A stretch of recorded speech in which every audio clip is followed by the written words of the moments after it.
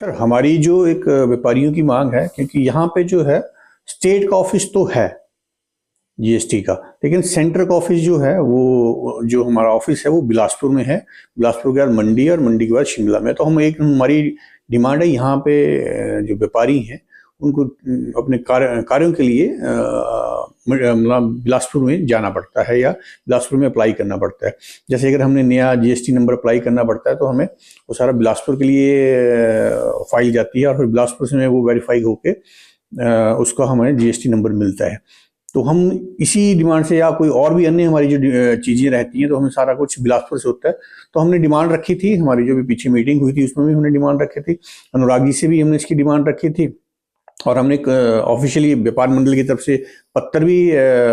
लिखा है, अपने अनुराग जी को भी लिखा है और साथ में सीजीएसटी वालों को भी लिखा है कि हमीरपुर में एक सर्कल ऑफिस होना चाहिए, जिससे ये व्यापारियों की जो मांग है वो पूरी करने के लिए बोला गया है।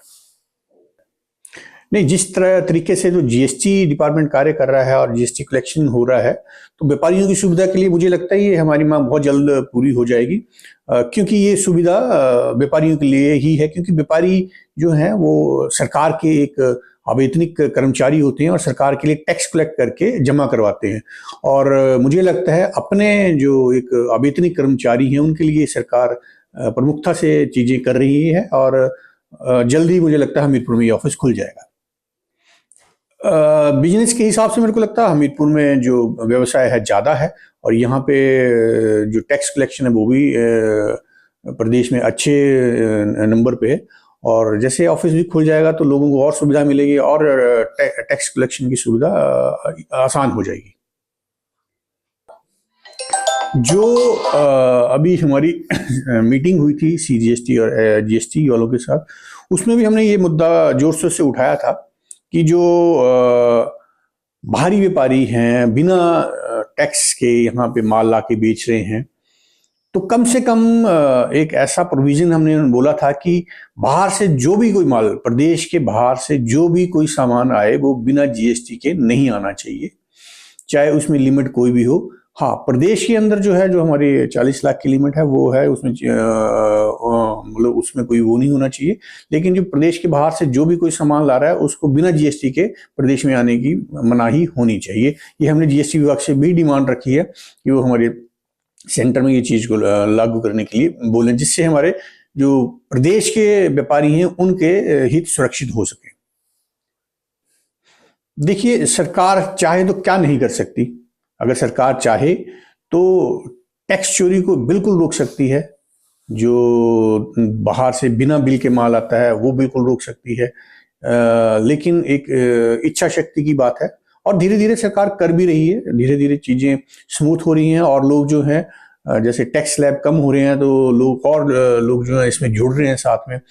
और मुझे लगता है कि आने वाले समय में और टैक्स जो है जीएसटी का कम होगा और लोग जो हैं अपने जीएसटी नंबर लेंगे और इस कार्य को स्मूथ करेंगे। टैक्स चोरी का जो मुझे लगता है अभी जो करंटली जो व्यवसाय लोग कर रहे हैं वो बहुत कम टैक्स चोरी की तरफ ध्यान दे रहे हैं, क्योंकि यहाँ इतना बड़ा कारोबार हिमाचल में नहीं होते कि जो टैक्स चोरी के या उसके पीछे बढ़े। बहुत सी चीजें क्या होती हैं कि लोगों को अवेयरनेस नहीं होती कि वो अपने तरीके से सही कर रहे होते हैं लेकिन टैक्स उसके तरीके से शायद वो गलत कर रहे होते हैं। तो अभी जैसे अवेयरनेस कैंप लग रहे हैं, मुझे लगता है इनसे भी अवेयरनेस आएगी, लोगों को पता चलेगा कि हमें अपनी बुक्स ऑफ अकाउंट्स कैसे मेंटेन करने हैं, कैसे हमने चीज़ों को स्मूथली करना है। क्योंकि बहुत सी जगह तो हमें हमारे व्यापारियों को यही पता नहीं होता कि टैक्स का कैलकुलेशन किस तरीके से होता है, सर्विस का भी इसमें टैक्स होता है या और भी कोई टैक्स है। जैसे एक फॉर एग्जांपल मैं दे दूं कि जैसे हमारा अगर आपका जो किराया है, किराए पे भी आपका जीएसटी लगता है, लेकिन बहुत लोगों को नहीं पता कि किराए पे भी जीएसटी लगता है, क्योंकि हम बहुत से प्रदेश के लोग हैं जो किराया ले रहे हैं, क्योंकि किराए का ही नियमांकन है कि उससे ऊपर आपका अगर आप किराया ले रहे हैं तो उसको आपको जीएसटी लेना पड़ता है। तो इसी तरीके से कल को अगर उन पे कोई टैक्स चोरी का लगता है और तो अवेयरनेस नहीं है, इस वजह से वो टैक्स नहीं जमा करवा रहे हैं। अगर उनको पता होगा कि इस पे टैक्स लगता है तो वो जमा कराएंगे। इसी तरह व्यवसाय में भी बहुत सी चीजें ऐसी है कि लोगों को लगता है कि वहां पे टैक्स नहीं है या कम है या कैलकुलेशन का नहीं पता है। तो जैसे धीरे धीरे टैक्स डिपार्टमेंट इसको और विस्तृत तरीके से लोगों को अपनी सूचनाएं देगा, बताएगा, तो मुझे लगता है कि टैक्स चोरी बिल्कुल रुक जाएगी। और अगर टैक्स चोरी रुक जाती है तो मुझे लगता है कि जो टैक्स का स्लैब है बहुत ही कम हो जाएगा। और हमारे व्यापारी भाई जो मुझे अपने ध्यान में है, क्योंकि जब से मैं व्यवसाय कर रहा हूँ तो हमने अपने ध्यान में देखा कि बहुत कम लोग हैं जो टैक्स चोरी का मतलब की कोशिश करते हैं।